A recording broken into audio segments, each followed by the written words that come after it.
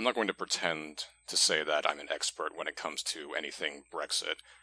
I tried to keep up with a lot of the news surrounding it, but it's been, as I said, it's been a roller coaster ride since 2016, I believe June of 2016, when the British held the referendum.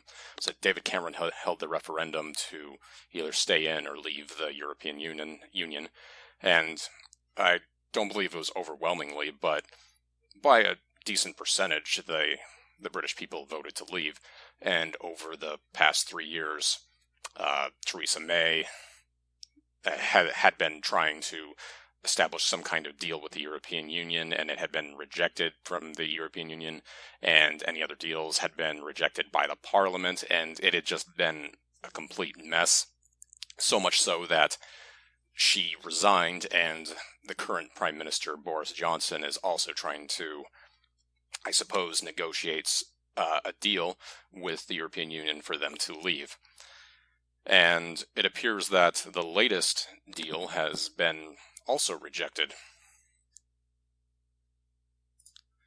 This coming from Politics Home. Hopes of new Brexit deal killed off as Angela Merkel rejects Boris Johnson plan. The German Chancellor revealed her views to the Prime Minister during a quote-unquote frank early morning call on Tuesday. According to a number 10 source, Mrs. Merkel made clear a deal is overwhelmingly unlikely because the EU wants Northern Ireland to remain in the customs union. Now, this is very bizarre to me. This is actually incredibly bizarre. The people of the United Kingdom voted to leave the European Union. You know, as in independence from the federal body. Because that's what the European Union is. It's a federation of countries that are progressively, in my opinion, becoming a German empire, but we'll get to that a little bit later. But they voted to leave. They didn't vote so that one part of it would still remain, one part of the United Kingdom, in this case Northern Ireland, would stay in the European Union. They didn't vote for that. They voted for their own sovereignty, so that would include Northern Ireland, Wales, England, Scotland, and presumably places like the Falklands to leave the European Union. As an American, this is all very bizarre to me. It would be kind of like in, after signing the Declaration of Independence, with actually the negotiations to declare independence, it would be almost as if, okay, we're going to declare independence, but, New York is going to stay a part of the British Empire. Just New York. New York it's only going to be half a part of the British Empire. Or Rhode Island is going to be stay a part of it, so that we have, a window to the British Empire and trade. It would be something like that, and it's very weird to me. And it's not even a great comparison either, because the colonies were actually independent of each other at the time, so even that's not a great comparison.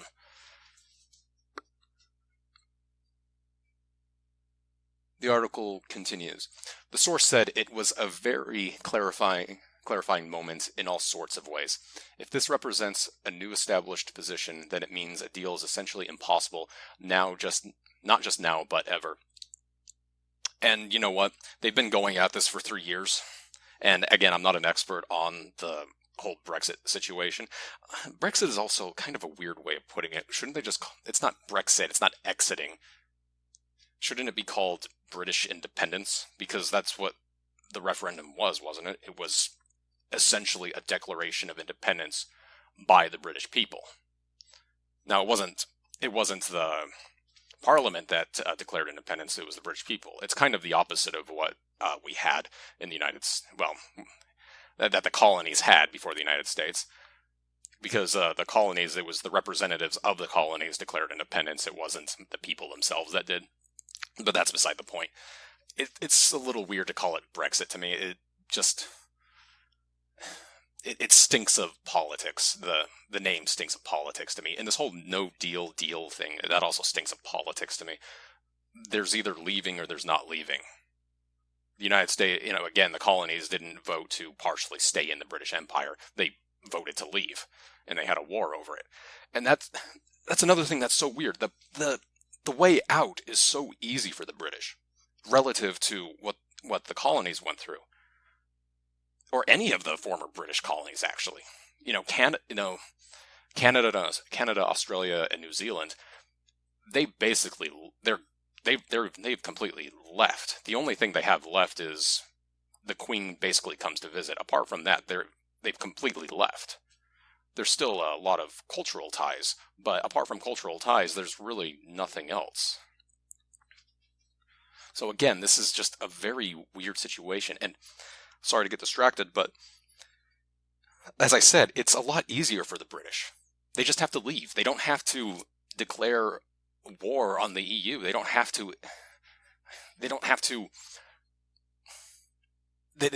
raise an army and fight France and Germany. Well, more specifically, it would be Germany. They don't have to fight Germany to get their independence. All they have to do is have their bureaucrats, make arrangements, and then they leave.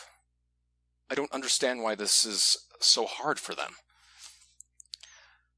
That's all I'm going to read from this. It's basically saying that Angela Merkel rejected any plans by Boris Johnson because she wants to incorporate Northern Ireland into the EU, and why she thinks Boris Johnson would go along with that is beyond me. I'm assuming she didn't even think that to begin with. What I really think is going to happen is I think that the deadline for quote-unquote no-deal Brexit is October 31st. And what I think is going to happen is, don't quote me on this because I might be wrong, and I hope I'm wrong. But what I think is going to happen is there's going to be another extension. Apparently, the Parliament is forcing Boris Johnson into sending a letter to extend it. And what I think is going to happen is they're going to send a letter of extension. The EU is going to accept it. And then there's going to be several more months, years of negotiations. And there might be another extension.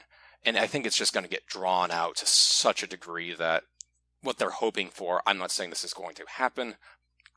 There's all kinds of things that could happen if they keep extending it. But what I think they're hoping is going to happen is that the British people are just going to get fed up and give up.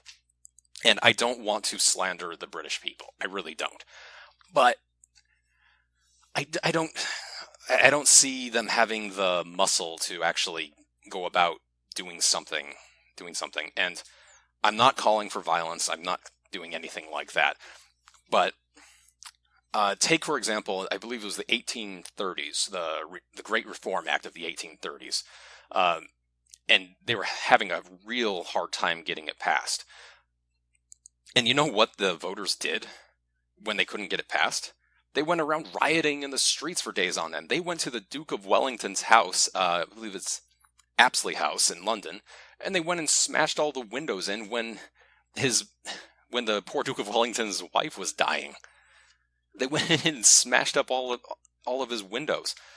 And these days, people are too afraid to actually voice their opinion in public. They have that phrase, it's called the shy Tory, because people in British society, they're afraid to talk about, if they're not quote-unquote liberal, liberal for the United States, I guess progressive in the United Kingdom.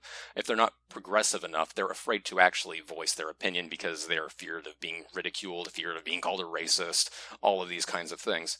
And if they're that afraid of that,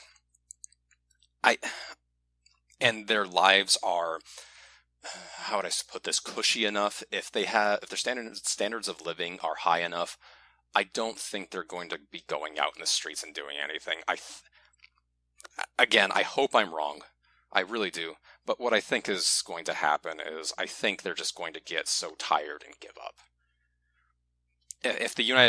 My honest opinion is that it's going to take a new generation for them to get out of the European Union. Again, I hope I'm wrong. But that's my guess. And who knows? All kinds of things could happen. The EU could just get fed up with them and kick them out anyway. But I think that would be kind of an embarrassing way to leave. It's like if the United Kingdom kicked the colonies out because they were just causing too much trouble. But not even military type trouble, but bureaucratic trouble. It would be something akin to that.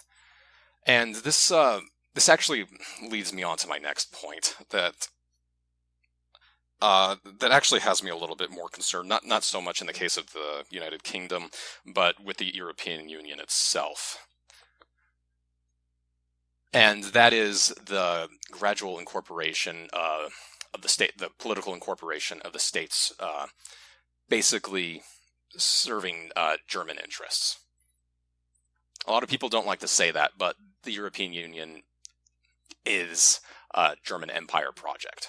I'm not saying it's I'm not saying it's like the Third Reich.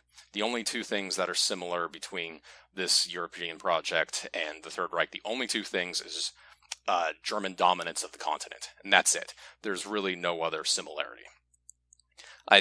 Angela Merkel is not going around rounding up minorities.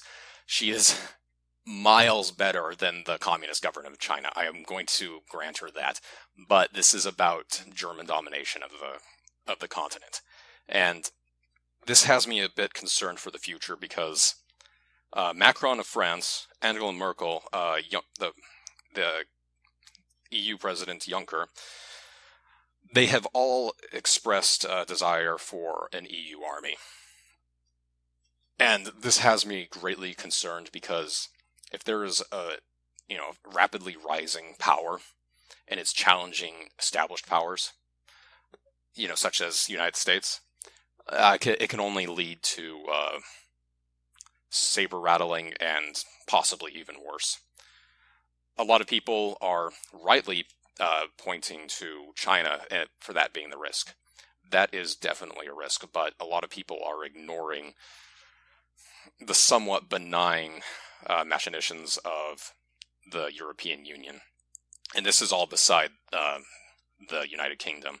But if the United Kingdom actually does succeed in getting in, whether they succeed or don't, if they succeed in leaving, that's probably going to be the last.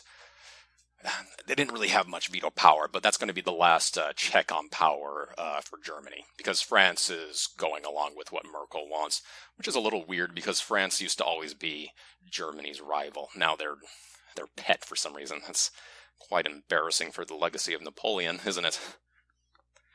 Anyway, and whether they stay in, and if the UK decides to stay in and they just give up, then they're going to, try to sew things more tightly together as well. So either way, I'm not seeing too much of a bright future for Europe. But you never know. Again, I hope I'm wrong.